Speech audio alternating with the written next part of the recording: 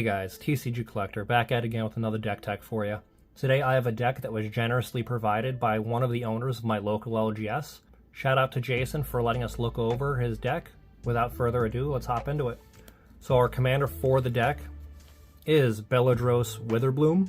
First ability, at every upkeep, we make a dude. When that dude dies, we gain a life. Second ability, we pay 10 life, untap all lands. We can only activate that once each turn. Moving forward, we have 2 forests, one of which is snow-covered, the other is not. Secondly, we have 3 swamps, 2 non-snow-covered, 1 snow-covered. Then we have Woodland Chasm, has the basic land typing of Swamp Forest, will become relevant later. And we have our first pay land, Landawar Wastes. And we have Deathcap Glade. It can enter untapped. And then we have our second land, Tainted Wood. After that, we have Woodland Cemetery. Again, has the ability to enter untapped if we follow the conditions on the card. And we have Undergrowth Stadium. It'll come in untapped as long as we have 2 or more opponents. After that, we have Overgrown Tomb. Now we'll be getting into our value land, starting off with Misty Rainforest. It can sack and get us a forest. Then we have Marsh Flats. Again, can sack and get us a swamp. After that, we have Blood Pit. Enters the battlefield tapped. It's also a modal-faced card, so it has 2 effects. So you can only play one of these per game. Once you decide to cast a spell or play the land, you cannot switch from it. Then we have another modal-faced card. This is Agadeem the Undercrypt. If we want it to enter untapped, we just have to pay 3 life, and it's good. Otherwise, it enters tapped like a shock land. We'll take a look at the other side. I'll let you guys read that. Every time he's played this deck, I've never seen him use this side of the card. Next up, we have Phyrexian Tower. This is really good because with Beledros' first effect, we're going to get dudes at every player's upkeep. This lets us sack those dudes, get the life and the mana. Otherwise, it just taps for a generic. Next, we have Shizo's Death Storehouse. It can give something fear. Fear is kind of an outdated ability. It makes it towards only blocked by artifacts or black creatures. After that, we have Castle Lochwain. Enters untapped as long as you control a swamp. You can pay 1 generic and 2 black, draw a card, lose life equal to the number of cards in your hand. After that, we have Takenuma Abandoned Mire. Odds are you're just going to play it for the land effect, but you can discard it, mill 3, and then return a creature or planeswalker from the graveyard to your hand. This ability costs 1 less for each legendary creature you control. After that, we have Bojuka Bog. Everyone should know what this does. Following that up, we have Cabal Coffers. It does not tap for land on its own. You have to have something like an Urborg or a Yavimaya Cradle of Growth, but it does add swamps to your mana pool for each swamp you control once activated. Speaking of Urborg, oh look, everyone gets swamps. This makes this a swamp and able to tap for said black mana. So, if anyone has Swamp Walk, this makes it to where they can't be blocked. Speaking of Yavimaya, oh look, it's Yavimaya, everything's a forest, in addition to its other types, just like Urborg. So in effect, everyone gets a Bayou. Next we have the Green Castle. So it enters the battlefield tapped unless you control forest. Oh look, you control forests. It taps for a green, and if you spend 4 and tap it, you get 6 mana to cast any creature spell or activate abilities. It's neat. After that, we have Mossberg Bridge. It has the hideaway effect. If you have a creature with power 10 or more, you can free cast it. Then we have Petrified Field. Let that focus. Its only real effect here is to sack it and return a land from the graveyard to your hand. After that, we have Blighted Woodland. Sack it, grab 2 basics to the field tapped. Which, again, we don't run many basics in this, apparently. And we have Field of the Dead. Everybody here should know Field of the Dead. I'm not going to go into it. Then, Temple of the False God, honestly at this point I feel like this is a cut land, but that's up to Jason later.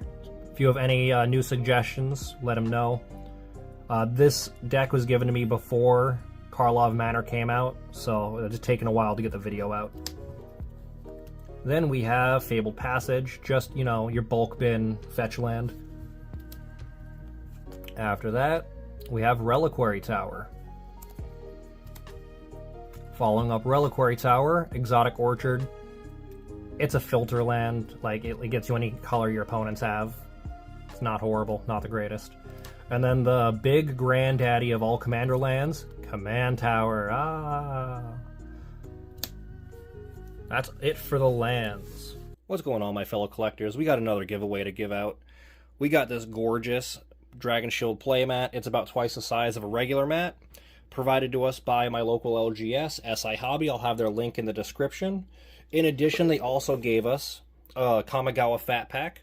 All you have to do to win is be subscribed. That's it. You don't have to do anything else. I'm going to pull from the list of subscribers that we have. Currently, we're at 140. I'm going to pull it about 2 weeks after the video goes live. So keep your notification bells on, so when I do announce the winner, you do get the notification.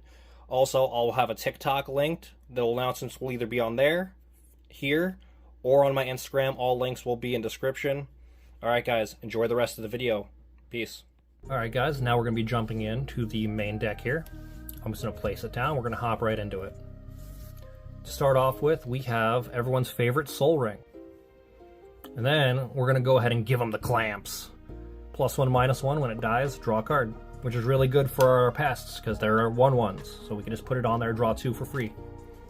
Then we have Malakar Rebirth. You can either save a creature that would die this turn, or play it for its land side that enters the battlefield tapped. Again, once you choose which side of this you want to use, you can't change it throughout the rest of the game.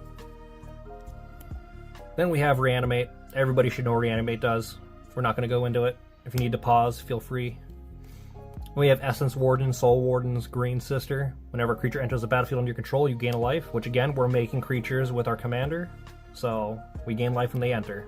Then we have Pest Infestation. Destroy up to X target artifacts or enchantments. We get twice the number of pests. And then Exsanguinate. This is one of our kill conditions. Get a bunch of mana. Give everybody the suck. Another win condition, Torment of Hellfire. If you play CEDH, you know Torment of Hellfire. Then we have Blood Artist. Whenever something dies, target opponent loses a life, you gain a life. Which is real convenient with our pest creature tokens.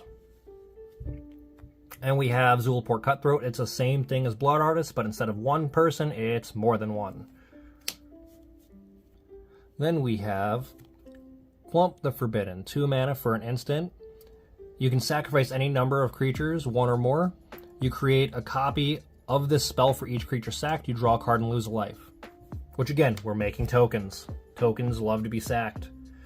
Then we have Heroic Intervention. You play Commander, you know Heroic Intervention. You can read the card. Enough said. Then we have Gala Greeters. It has 3 different effects. Whenever something enters the battlefield under your control, you choose one that hasn't been chosen. And there's your 3 effects.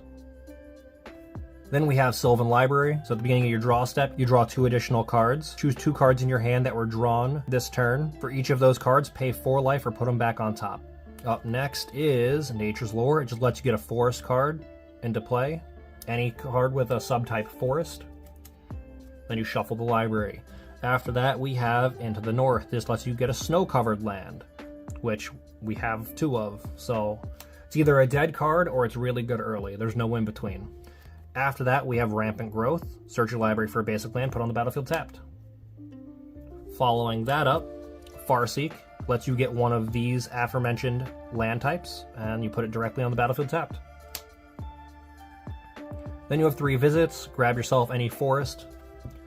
Next up, we have Sakura Tribe Elder. You can block with it, sack it before damage is dealt, and get a land, and prevent that damage. Tale as old as time. After that, we have Assassin's Trophy. Pop permanent, they get a basic land. Simple as that. Following that up, we have Dina, Soul Stepper. She can step on me. Whenever you gain life, each opponent loses 1 life. Then she's got a nifty little sack outlet on her too. After that, we have Resurrection Orb. Nice little equipment that gives lifelink, and when the thing it's equipped to dies, return it to the battlefield at the next end step. It doesn't have to be yours, it can be any next end step. Afterwards, we have Lightning Greaves, a little fancy pair of boots. If you know Commander, you know Lightning Greaves. Speaking of boots, we have another pair of boots. This one's the same thing as Lightning Greaves, except instead of Shroud, it gives Hexproof. Small difference. Big difference, but small difference. After that, we have Bala Ged Recovery. It just gets you a card back from the graveyard to your hand. And it's a modal card, so the other side is a tap land. Alright, after that, we have Guardian Augmenter. It gives your commander +2/+2 and hexproof, and you can play it anytime because it has flash. Alright, next up is Beast Within. You pop a thing, they get a 3/3 beast token. Self-explanatory. Alright, next up, we have Growing Rites of Iklamok. When it enters the battlefield, reveal the top 4 cards of your library, or reveal a creature card from among them, put it in your hand, put the rest at the bottom in a random order. At the beginning of your end step, if you have 4 or more creatures, transform it. And when you transform it, it literally just becomes another Gaia's Cradle. Now this is my Cradle, this isn't Jason's, so he doesn't get to have this in the deck. Alright, next up, we have Scoot Swarm. Landfall, he makes an insect token. If you have 6 or more lands, you get a Scoot copy. And that gets out of control real quick. And as we've stated, we like tokens. Tokens like to get sacked in this build. Alright, next up is Chatterfang. This nutty guy is fun for multiple reasons. Let's go into a few, shall we? Number 1, if you have Yavimaya Cradle of Growth out, everything's a forest. It has Forest Walk. That means they can't block it. Number 2, when we make tokens, like our pests or our Scoot Swarms, we make that many squirrels as well. If you make 10 scoots, you get 10 squirrels in addition to your 10 scoots. And then your last effect, it's a sack outlet you can abuse. Alright, after that we have Toxic Deluge. As an additional cost, you could pay life, any amount, that's what the X is, and then all creatures get -X until end of turn. It's just a pseudo board wipe. It gets rid of hexproof, indestructible, all that stuff. Alright, up next we have Black Market Connections. At your pre-combat main phase, you could choose 1 or more, but you have to choose 1, you can't choose none. So you either get a treasure token, you draw a card, lose 2 life, or you make a body. Alright, after that, we have Rings of Bright Hearth. I'm not sure if there's an infinite combo in here with this. There might be. If you've seen it in the deck tech, let me know, and I'll pass that along. But this copies activated abilities of creatures that aren't mana abilities, and you can choose new targets for them. After that, we have Genesis Wave. Lets you reveal the top X cards of your library. You may put any number of permanents with converted mana cost X or less from among them onto the battlefield. Put the rest revealed this way into your graveyard. After that, we have the Golden Throne, which is one of my favorite new cards that came out from Warhammer. If you lose the game, instead, your life is set to 1. And then it's also a sack outlet. Sack a creature at 3 mana of any color. After that, we have Vidalcan Orrery. Everything you have is an instant now. As long as this is out, everything's an instant.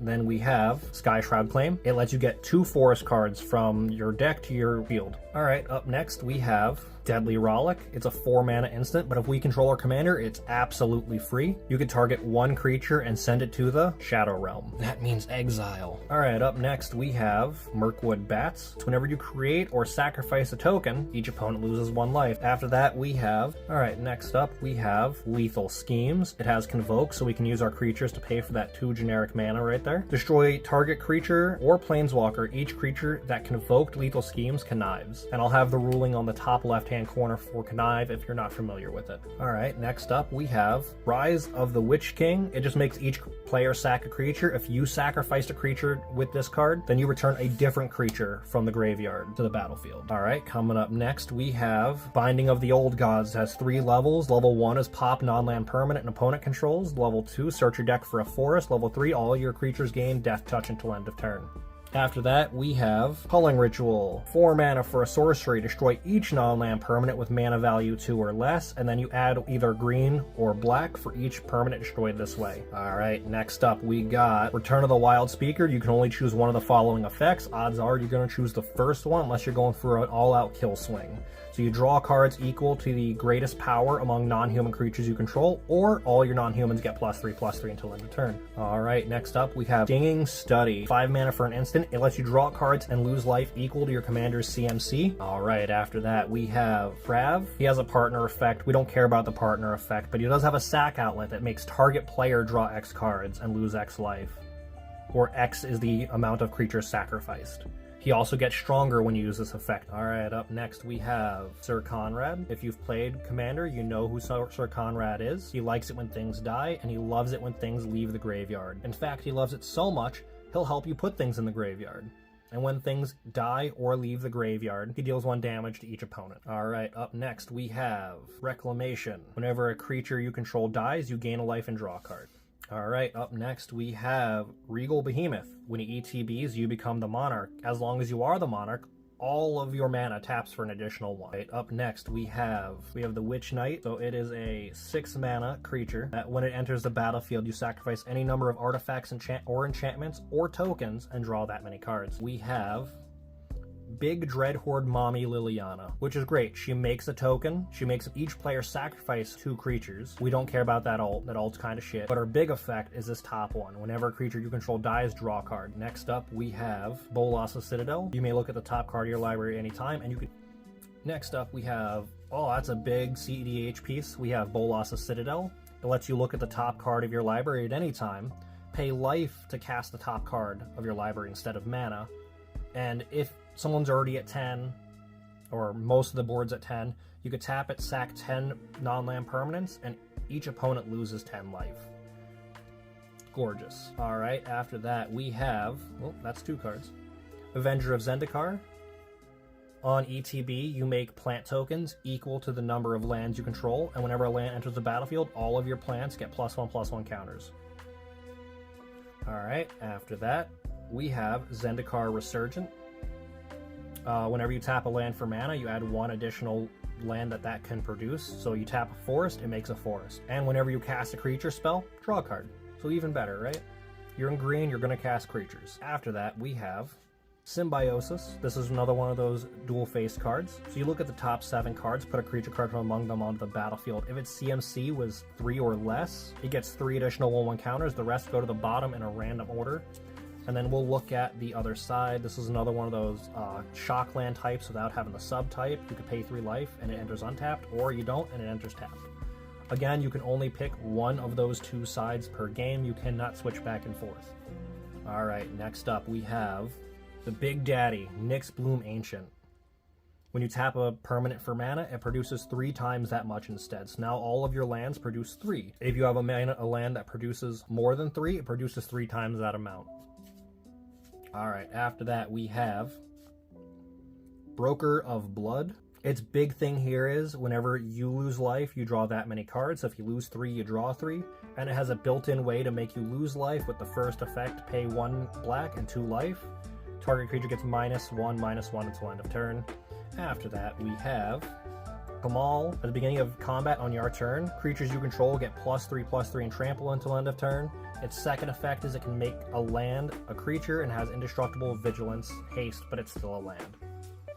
After that, we have Majestic Genesis. So you reveal X cards from your library, or X is the CMC, or mana value, of your commander. It can be in the command zone or on the battlefield. You may put any number of permanents or among them on the battlefield, put the rest at the bottom in a random order. After that, we have Ingaruk's Cake. Destroy all creatures and planeswalkers you don't control.